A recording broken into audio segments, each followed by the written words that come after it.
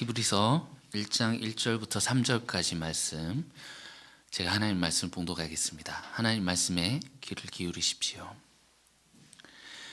옛적의 선지자들을 통하여 여러 부분과 여러 모양으로 우리 조상들에게 말씀하신 하나님이 이 모든 날 마지막에는 아들을 통하여 우리에게 말씀하셨으니 이 아들을 만유의 상속자로 세우시고 또 그로 말미암아 모든 세계를 지으셨느니라. 이는 하나님의 영광의 광채시요 그 본체의 형상이시라. 그의 능력의 말씀으로 만물을 붙드시며 죄를 정결하게 하는 일을 하시고 높은 곳에 계신 지극히 크신 이의 우편에 앉으셨느니라. 아멘. 이것은 하나님 말씀입니다. 하나님께서 오늘 이 말씀을 통해서 우리에게 은혜 베풀어 주시기를 원합니다. 우리 지금 이제 히브리서 서문을 보고 있는데요. 우리 이 서문을 보면서 하나님에 대해서 배우고 알아가고 있습니다. 우리 하나님은 어떤 분이십니까? 말씀하시는 하나님이시다.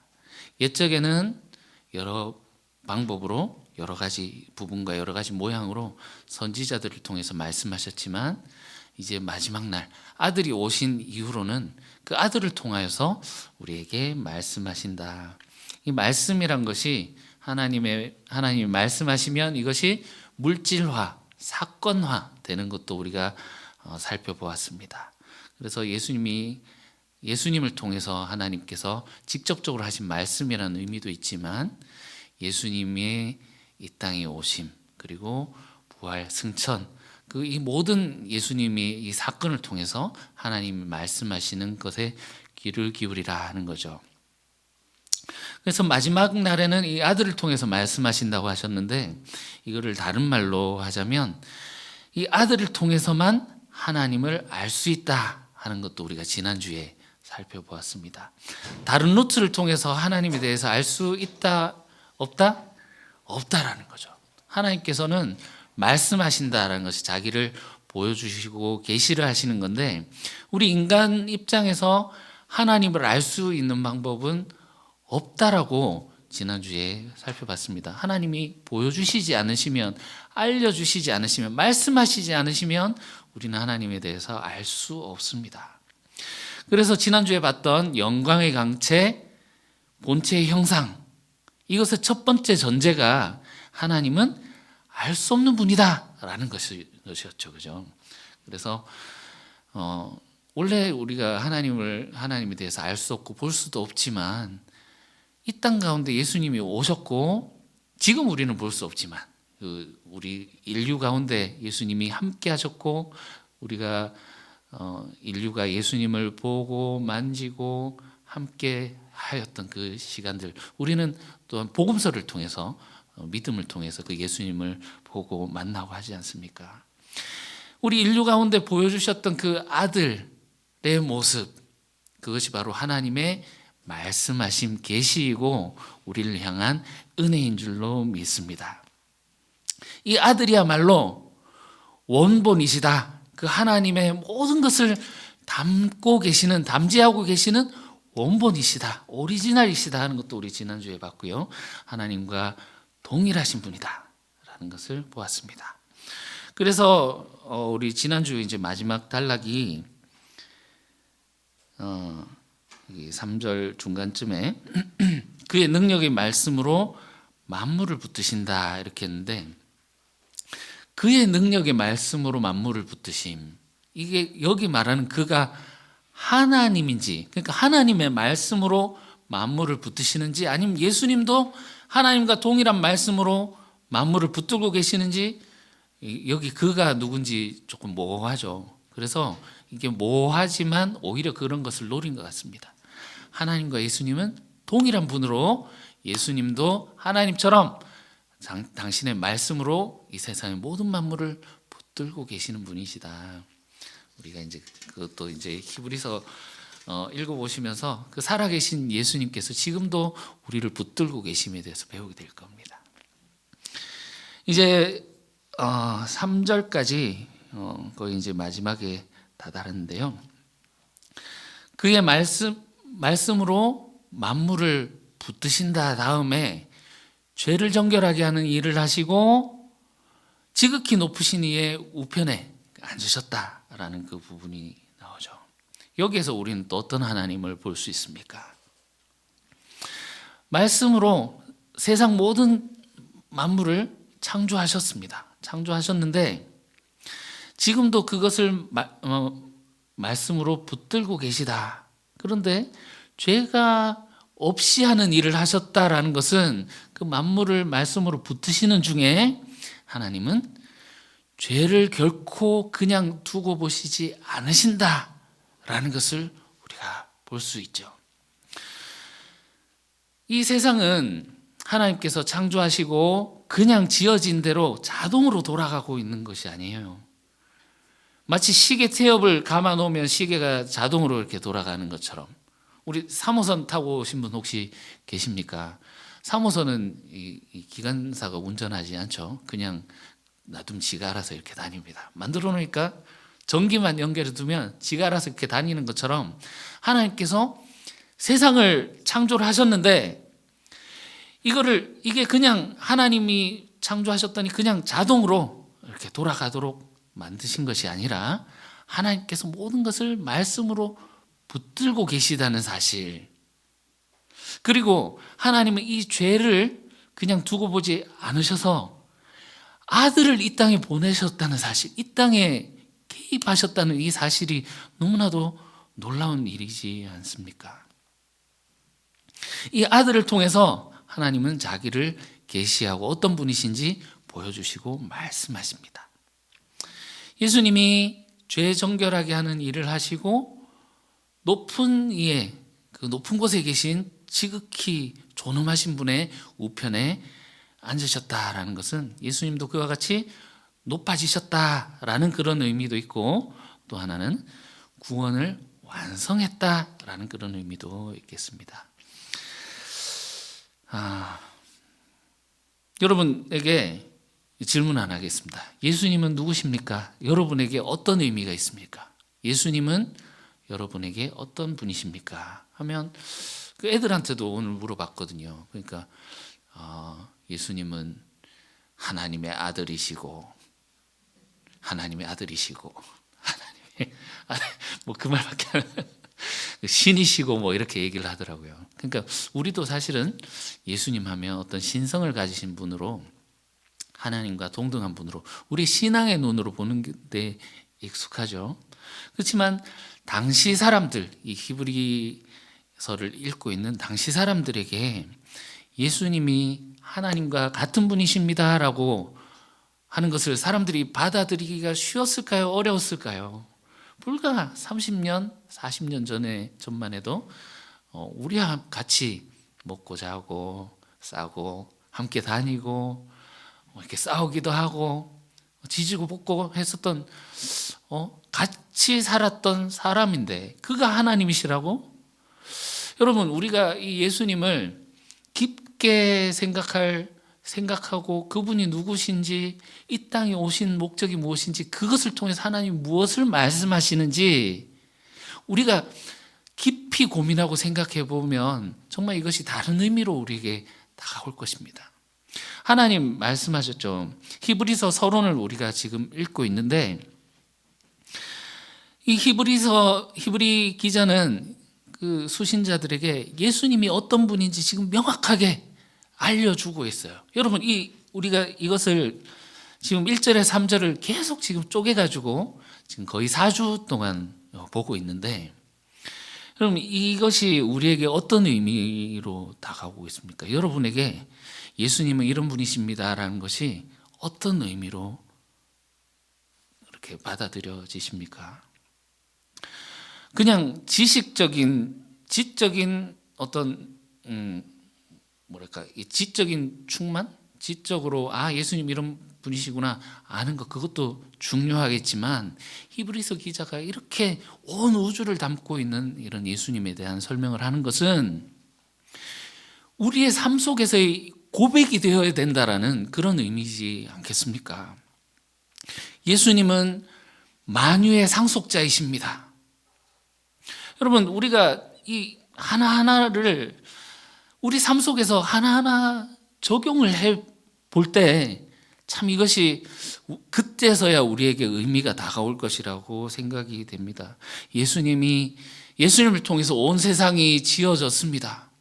우리가 회사에서 일을 할 때든지 아니면 시장에서 콩나물을 파시는 분은 없으시지만 콩나물을 팔 때든지 걸어갈 때든지 뭐를 할 때든지 우리가 예수님은 영광의 강체시고 본체의 형상이십니다. 우리가 이 고백들을 적용해 보는 거죠. 적용하고 이것이 정말 우리의 삶 속에서 진짜 나의 고백이 되어질 수 있도록 말씀으로 세상을 붙들고 계시고 오늘 이제 보시겠지만 죄를 정결하게 하시는 일을 하시고 지극히 높으신 분의 보좌 우편에 앉으신 분이시구나.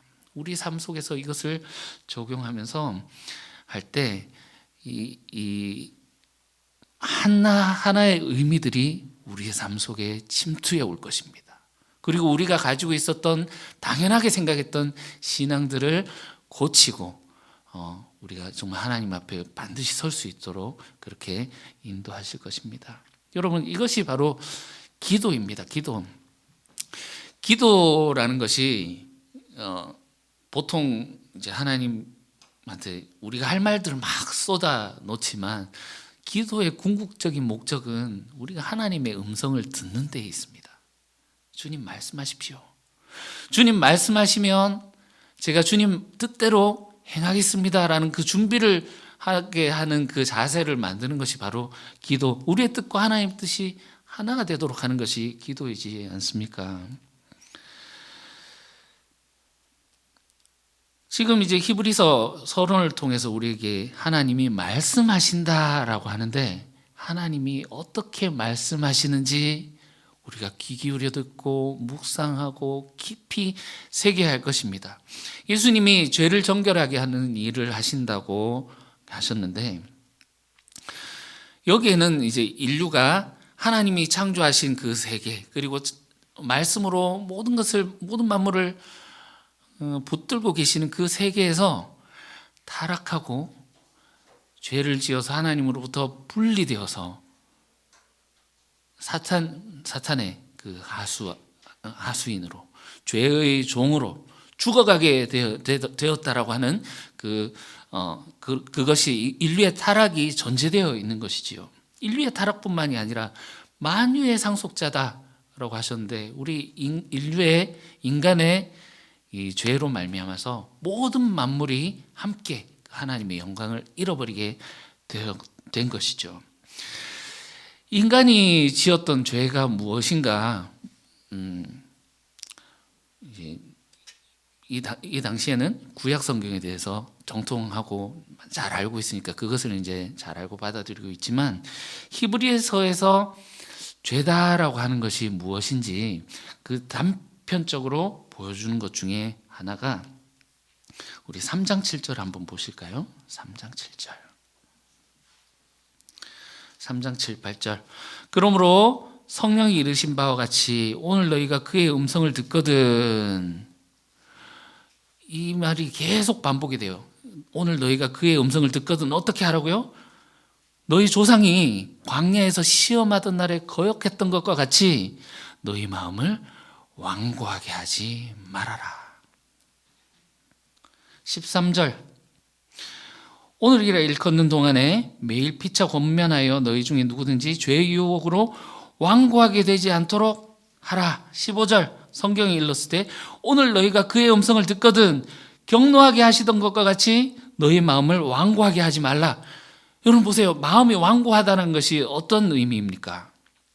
단단하여지다, 딱딱하여지다 이런 의미거든요. 그러니까 누가 무슨 말을 해도 말을 듣지 않는 그런 상황을 얘기를 하는 거죠. 자기 생각이 탁 굳어가지고 다른 사람 얘기를 절대로 듣지 않는 그런 사람 여러분 주변에 혹시 보셨죠? 떠오르는 분들이 있으십니까?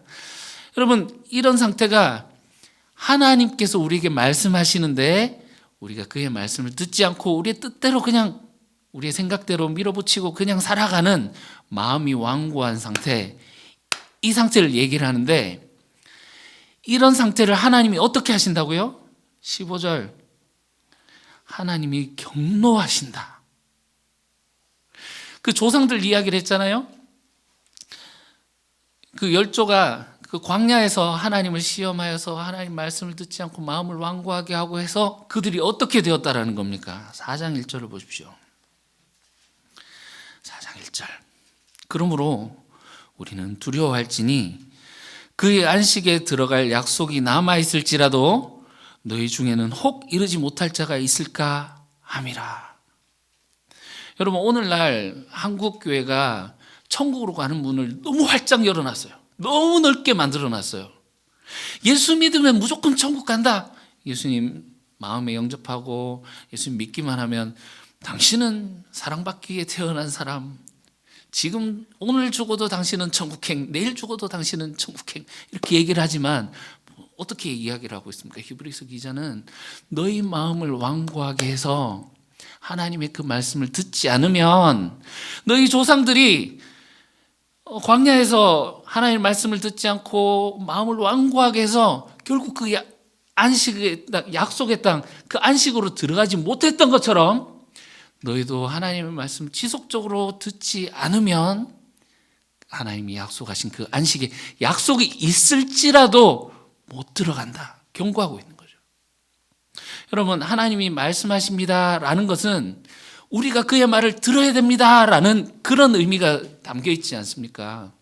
그렇게 듣지 않으면 오늘 보시겠지만 예수님이 죄를 정결하게 하는 일을 하시고 높은 곳에 앉으셨다, 이 말은 우리의 모든 죄를 사하시고 구원을 완성하셨다, 이런 말이 있습니다. 그러나 그게 끝이 아니라는 것도 우리가 이렇게 보게 될 것입니다. 이것이 무슨 말인지, 우리에게는 아직 남아있는, 구원받았지만 구원의 완성을 향해서 달려가야 되는 우리의 삶의 여정이 남아있다 하는 것도 오늘 살짝 다루고자 합니다.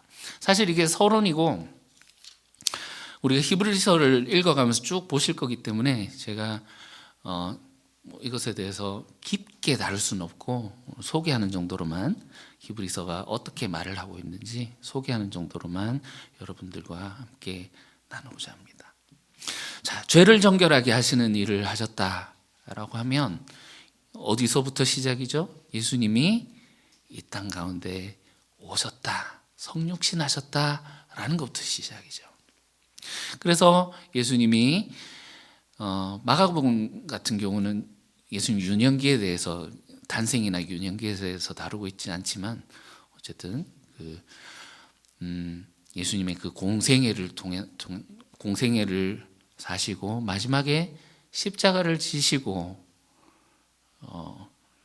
부활하셨다. 그 바울식으로 하면 그렇게 얘기를 했겠죠.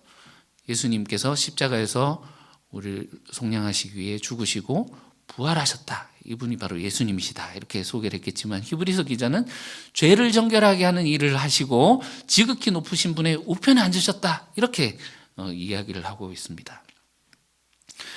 예수님이 성육신해서 이 땅 가운데 오신 이유가 무엇입니까? 이 땅 가운데 오신 이유 2장 17절 보세요. 2장 17절. 그러므로 그가 범사에 형제들과 같이 되심이 마땅하도다. 이 뭡니까? 형제들과 같이 되심. 우리와 같이 혈과 육을 입으셨다라는 거죠. 이는 하나님의 일에 자비하고 신실한 대제사장이 되어 백성의 죄를 속량하려 하심이라.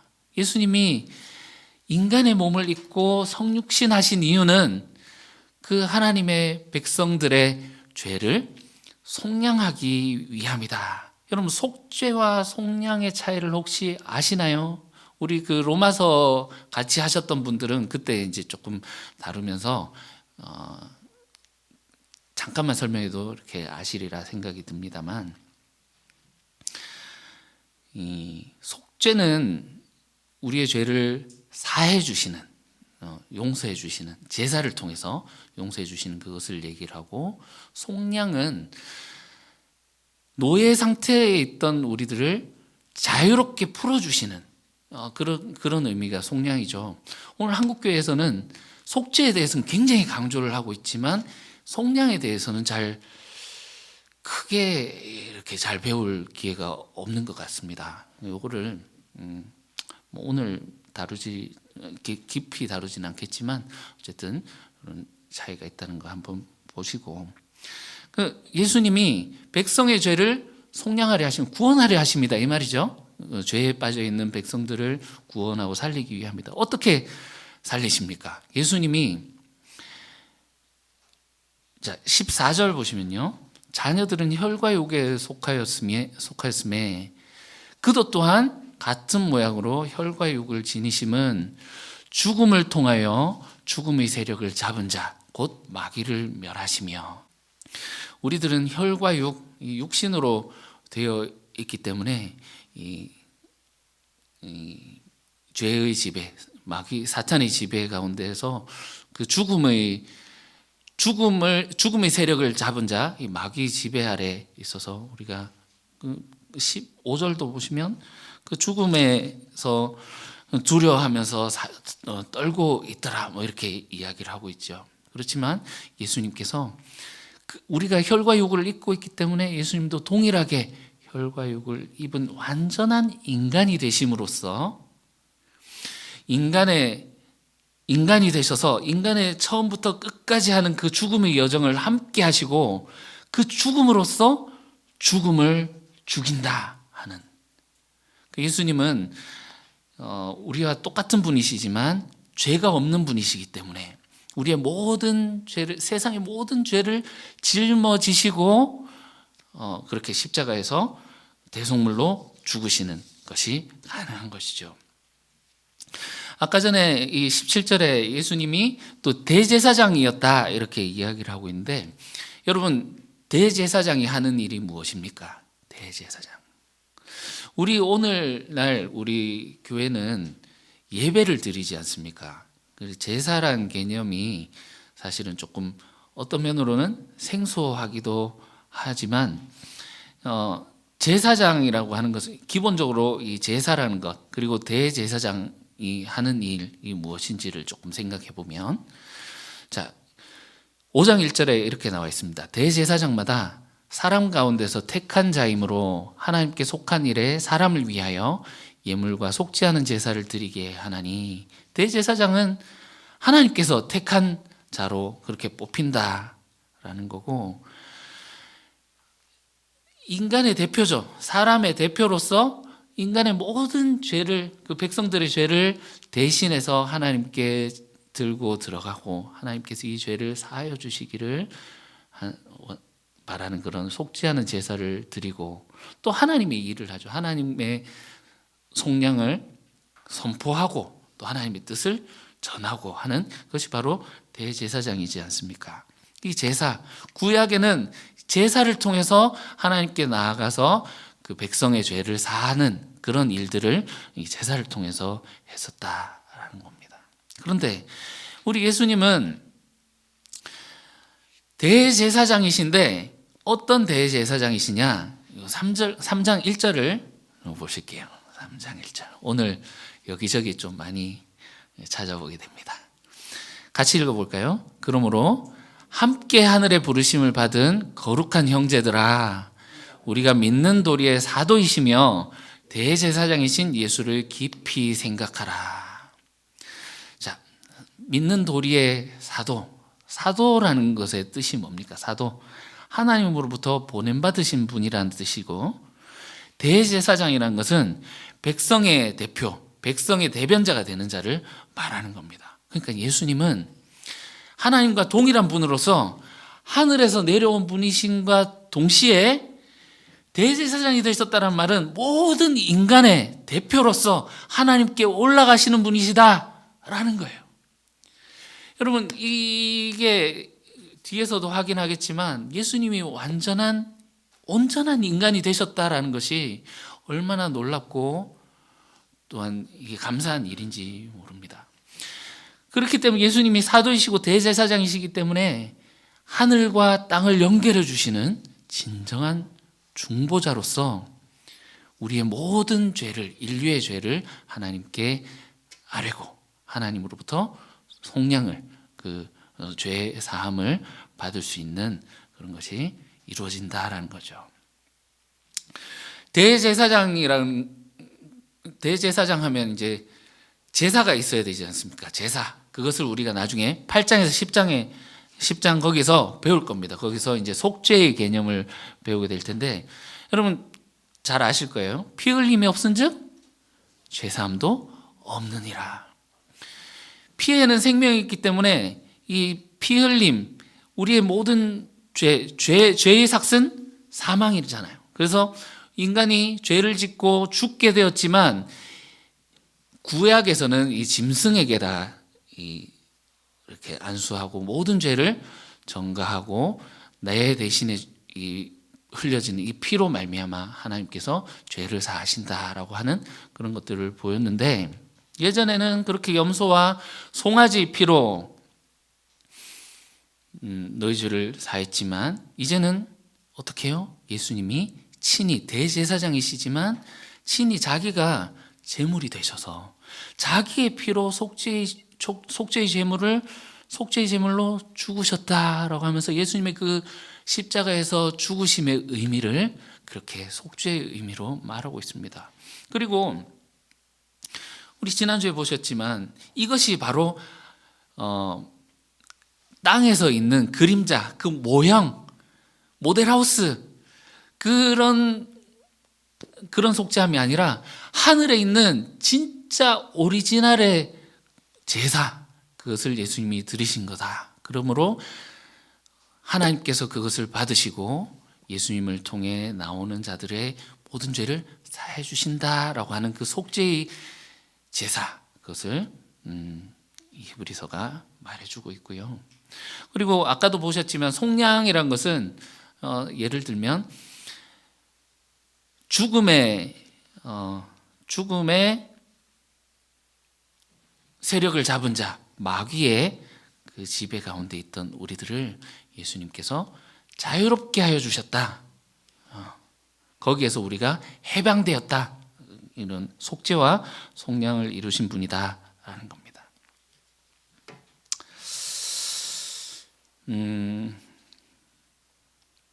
히브리서에서는 예수님이 드린 이 제사를 단번에 드린 제사라고 말하고 있습니다. 사람이 드린 제사는 어떻습니까? 매번 제사 때마다 대제사장이 염소나, 이건 참 사무라이 자꾸 이게 나오는데 짐승을 잡고 그 매번 제사를 지내고 하지만 예수님은 단번에 자기의 피로 모든 죄를 속량하시는 그 제사를 지내셨다. 그리고 9장 23절에서 말했죠. 오리지널이시다. 그분이 진짜 하늘에서 참 성소에서 드린 그런 제사를 지내신 분이다. 여러분 보세요. 우편에 앉으셨다 하는 것이 어떤 의미입니까? 모든 제사, 속죄하는 제사를 완성하셨다, 이런 뜻이에요. 모든 것을 다 끝내셨다. 우리 10장, 요게 11장이라고 제가 써왔는데 10장입니다. 10장 정정하겠습니다. 10장 우선 12절 보시면, 오직 그리스도는 죄를 위하여 한 영원한 제사를 드리시고 어떻게 해요? 하나님 우편에 앉으사, 하나님 우편에 앉으셨다. 오늘 나왔죠? 앉으셨다는 의미는 어떤 거냐? 11절 보세요. 제사장은 매일 서서 섬기고 자주 같은 제사를 드리고, 이 제사를 하지만 이게 여러분 염소와 황소의 피가 죄를 사할 수 있습니까? 없습니까? 9절에 보면 그것이 너희 죄를 그것도 사했건을 하물며 예수의 피가 너희 죄를 사하지 못하겠냐, 이렇게 하는데 10절에 가면 그거는 모형이기 때문에 실제로 염소의 피와 황소의 피가 너희 죄를 사해 준 거 아니야, 이렇게 얘기를 합니다. 그러니까 이 모형으로 드리는 이 제사장은 매일 서가지고 성전에서 앉을 수 없거든요. 서서 하지만 예수님이 앉으셨다라는 것은 이제 제사 없음, 끝, 완료, 완성, 내가 이것을 다 완료했음, 이런 의미입니다. 예수님이 하늘 성소에서 모든 죄를 짊어지고 자기의 피로 제사를 드리심으로 모든 속죄를 이루는 제사를 완료하셨습니다. 근데 이제 끝인가요? 우리가 예수님을 믿으면 구원받고 끝납니까? 우리가 오늘날 한국교회에서 많이들 그렇게 배우고 그렇게 알고 있습니다. 예수님 믿으면 우리가 천국 간다. 근데 아직까지 살아있단 말이에요. 바로 예수님 믿으면 바로 너 천국 이렇게 콩나물 뽑듯이 쏙쏙 뽑아가지고 천국에 진짜 믿음 가진 사람 천국에 부르시지 않잖아요. 이 10장 13절 보시면 그 후에 자기 원수들을 자기 발등상이 되게 하실 때까지 기다리시나니, 모든 것을 다 완료하고 지금 하나님 보좌 우편에 앉으셨지만 하나가 더 남아 있습니다. 아직 예수님의 다시 오심. 그때서야 진정한 구원이 완성되는 겁니다. 이 속죄의 완성은 예수님이 그 단번에 제사로 끝내셨지만 이것이 구원의 끝은 아니라는 거예요. 그래서 우리는 이미와 아직 아니 사이에 살고 있다라고 합니다. 예를 든다면 여러분 구원 받으셨습니까? 한번 질문을 해볼게요. 구원 받으셨습니까? 그렇지만 그 구원이 완성된 것은 아니다라는 거죠. 이게 우리 이제 지하철 타려고 이렇게 보면 물론 이제 3호선은 짧으니까 쏙 보이지만 기차가 들어오고 있습니다. 삐리리리리리 하고 이제 첫 칸이 탁 들어오고 촥촥촥촥 계속 들어오잖아요. 계속 기차가 처음에 첫 칸이 들어왔을 때 기차 들어왔네 하잖아요. 근데 다 들어온 거는 아니죠. 이렇게 설명을 하니까 조금 더 와닿는 것 같더라고요. 이스라엘 백성들이 이집트 땅에서 하나님이 구원하셨습니다. 10가지 재앙을 팍 때리고 막 그 홍해를 열어가지고 그 죽음을 통과하는 거잖아요. 그때 이스라엘 그 백성들이 모세와 미리암과 막 하나님을 찬양하면서 하나님이 우리를 구원하셨다고 찬양하잖아요. 그런데 그들이 아직까지 그 약속의 땅 안식에 들어간 것은 아니라는 거예요. 구원이 시작되었어요. 마지막 종말이 시작되었지만 이 종말이 예수님이 다시 오실 그 재림 때 완전히 이루어지는 것처럼 우리의 구원이 시작되었지만 이것으로 끝나는 것이 아니라 우리가 여기서 하나님의 그 말씀을 듣고 순종과 이 땅에 살아가는 하나님의 그 뜻을 행하지 않으면 마지막 구원의 그 약속의 땅에 그 이스라엘 사람들이 광야에서 헤매다가 약속의 땅에 들어가지 못했던 것처럼 우리도 탈락할 수 있다라고 히브리서는 경고하고 있습니다. 주님 다시 오시는 그때 주권이 완전히 실현될 것이고 그제서야 모든 세상의 이 질서가 하나님 창조 질서가 완전히 회복되게 되는 그제서야 구원도 완성되게 될 것입니다. 여러분 히브리서는 이 이미와 아직 아니를 두고 그 사이를 살아가고 있는 우리 성도들의 삶에 대해서 말하고 있습니다. 따라서 이 예수님이 우편에 앉으셨다라는 것의 의미 우리가 가만히 생각해 볼 수 있으면 좋겠습니다. 예수님이 죄를 사하게 하는 일을 하시고 지극히 높으신 분의 우편에 앉으셨다. 이 말은 예수님이 완전히 사람의 모습이 되셔서 혈과 육을 입은 우리의 모습으로 오신 것은 인류 중에 아무도 승천한 사람, 보좌 높은 곳에 우편에 앉은 사람 없었음. 그러나 첫 열매로서 예수님이 그 길을 열어주셨다는 겁니다. 히브리서 보면 함께라는 말이 굉장히 많거든요. 우리가 예수님이 우리와 함께 하시고 아까도 보셨지만 예수님이 함께 혈과 육을 입으셨다 이렇게 말을 하고 3장 1절에도 함께 부르심을 받은 형제들아 이렇게 이야기를 하고 그가 함께 하신다 이렇게 얘기를 합니다. 이게 뭐냐면 예수님이 하나님 보좌 우편에 앉으신 것처럼 너희도 하나님께서 이렇게 구원하실 것이다 라는 것을 보여주시는 거예요. 나중에 보면 예수님이 이 성육신 하신 이유가 뭐냐면, 말씀드렸지만 인간 중에 아무도 승천한 자 없었음, 하나님 나라에 간 자가 없었음. 그렇지만 인간의 대표로서 그 길을 걸어가셔서 그 길을 열어주신 거예요.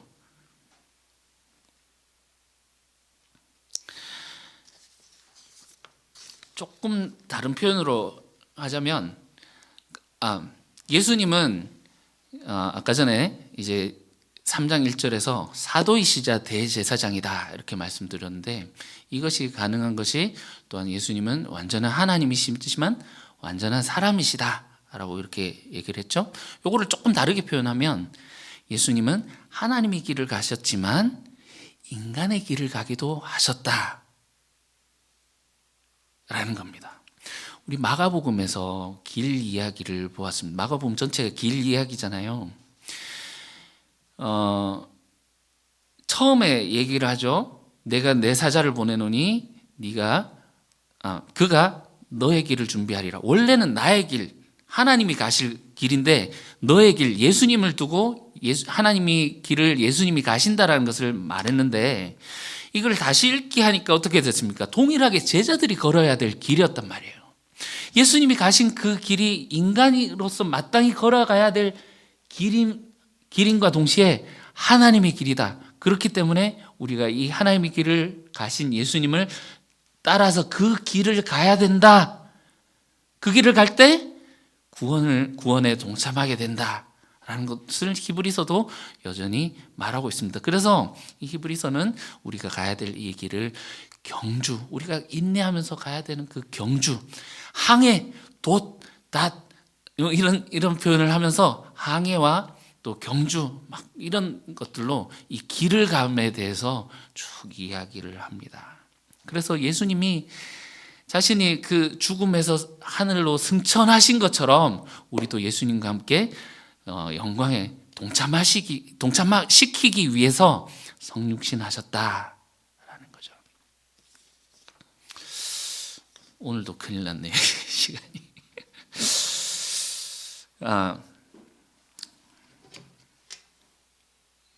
자, 2장 10절을 보시면,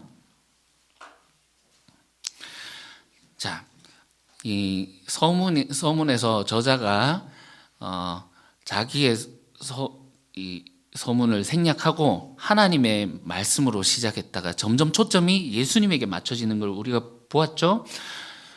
결국 어떻게 합니까?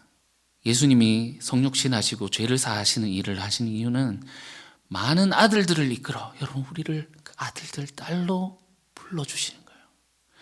하나님의 그 영광과 동일하신 분으로서 그 아들을 얘기하다가 너희도 아들들이다, 너희도 이 영광에 같이 참여해야지 하고 우리를 부르시는 거예요. 그런데 예수님이 죽었기 때문에 우리가 하늘로 바로 꼬리나는 것이 아닙니다. 자, 아무도 없었는데 예수님이 인간으로서 하나님의 길을 가셔서 그 길을 열었다고 말씀드렸죠. 그래서 2장 10절에 구원의 창시자라고 예수님을 말하고 있어요. 구원의 창시자. 이런 구원이 없었지만 이제 예수님이 구원을 창시하셨다. 그리고 12장 2절에 믿음의 주요, 또 온전하게 하시는 이인 예수를 바라보자, 이렇게 말을 하거든요. 믿음의 주, 믿음의 창시자라는 말입니다. 우리가 따라야 할 본이면서 토대가 되는 분이시라는 거죠. 부끄러움을 개의치 아니하시더니, 그 앞에 있는 기쁨을 위하여 십자가를 참으사 부끄러움을 개의치 아니하시더니 수치를 통해서 부활의 영광에 이르게 되는 거예요. 여러분, 예수님이 우리를 대신해서 짊어지신 게 맞지만 그 가시는 길 자체가 수치를 먼저 당하고 부끄러움을 당하신 후에 영광을 얻으셨다는, 그러니까 후에 뒤에 있는 기쁨이 뭡니까? 하나님 보좌의 우편에 앉으시는 것과 또 많은 아들들이 살아서 주님께로 올라가는 그것, 모든 것, 구원을 사역에 이르는 모든 그 기쁨을 말하는 거지 않겠습니까? 그것을 위해서 이 수치와 부끄러움을 참으시고 그 후에 영광이 오더라. 믿음의 주다라는 것은 우리가 믿어야 할 대상이기도 하지만 예수님의 이 믿음으로 우리가 살아야 된다. 신앙의 본보기이시다. 우리가 따라야 할 그 앞서가 예수님이 가신 길을 우리가 따라가야 된다. 이런 의미입니다. 예수님은 우리의 출발지이시자 도착지이십니다.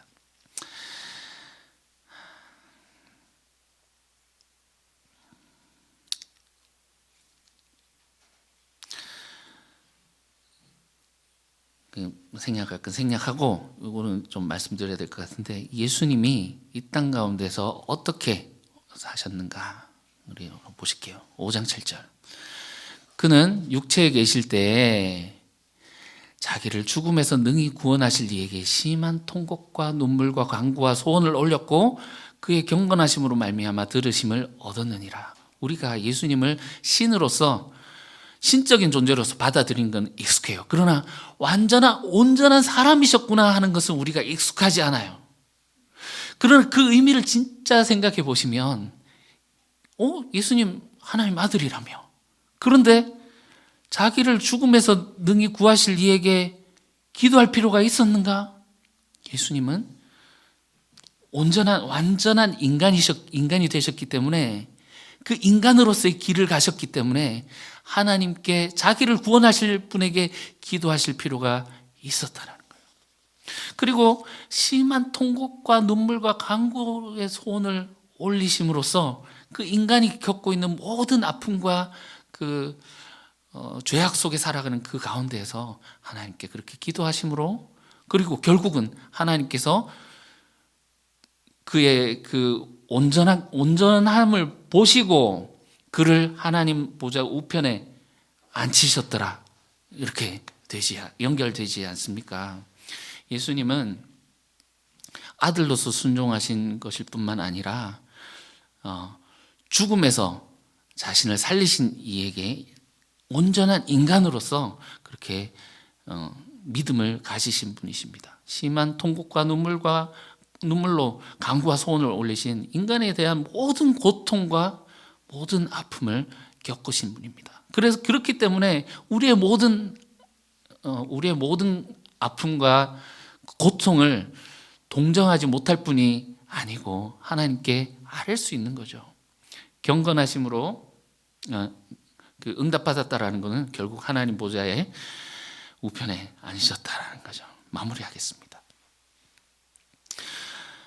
여러분, 우리가 이제 서문을 살펴봤는데, 창조 때부터 말씀으로 모든 만물을 붙들고 계심, 그리고 죄를 사하는 일을 하시고 하나님 보좌 우편에 앉으심까지, 예수님의 모든 이 사역을 통해서 하나님이 말씀하시는 그 말씀을 우리가 들었습니다. 그러면 하나님의 창조 목적이 무엇입니까? 하나님이 우리를 만드시고 우리를 이 땅 가운데 보내신 이유가 무엇입니까? 세상 다른 만물과 다르게 우리 인간은 인지할 수 있는 존재이지 않습니까? 하나님의 그 창조와 하나님이 이런 분이시구나 알아차리고 하나님을 만날 수 있는 거예요. 이 세상을 보십시오. 만들어진 모든 것들 중에 목적이 없는 것은 없습니다. 우리에게 목적이 있다면 바로 하나님 그분일 것입니다. 하나님 그분과 하나 되고 연합되고 그분의 길을 가는 것, 하나님 우리를 통해서 하나님의 형상이 드러나게 하는 삶을 사는 것, 그걸 예수님이 보여주신 것이고, 그 예수님을 따라가는 그 삶이야말로 우리에게 열어주신 구원의 길이며 참된 하나님의 뜻을 만나는 길임을 우리가 믿습니다. 여러분, 우리에게 살아계신 대제사장이신 예수님께서 계십니다. 그 예수님은 지금도 우리와 함께 하시고 말씀으로 우리의 모든 삶을 붙들고 계십니다. 그리고 우리가 가야 할 길, 그 길 가운데 그분은 우리에게 힘주시고 우리를 동정하시며 또한 우리를 위해 기도하십니다. 우리가 가야 할 길, 그 고난과 신앙의 그 본보기가 되신 예수님을 따라가는 이 믿음의 삶을 끝까지 완주해내는 저와 여러분들 되시기를 주님의 이름으로 축원합니다. 기도하겠습니다. 사랑하는 주님, 우리를 그냥 내버려 두지 아니하시고 말씀으로 만물을 붙드시되 우리가 우리의 힘으로 어떻게 할 수 없는 모든 문제들, 죄악들 주님께서 해결해 주셨습니다. 그리고 이것이 정말 우리 입장에서만이 아니라 하나님의 입장에서 정말 우리를 향하신 그 사랑과 모든 만물을 향한 그 사랑과 긍휼하심을 임을 우리가 온전히 알게 하시고 우리에게 말씀하시는 이 말씀을 듣고 우리가 반응하며 그 음성에 순종하는 저희들 되게 도와주시옵소서. 감사드리며 거룩하신 예수님의 이름으로 기도합니다. 아멘.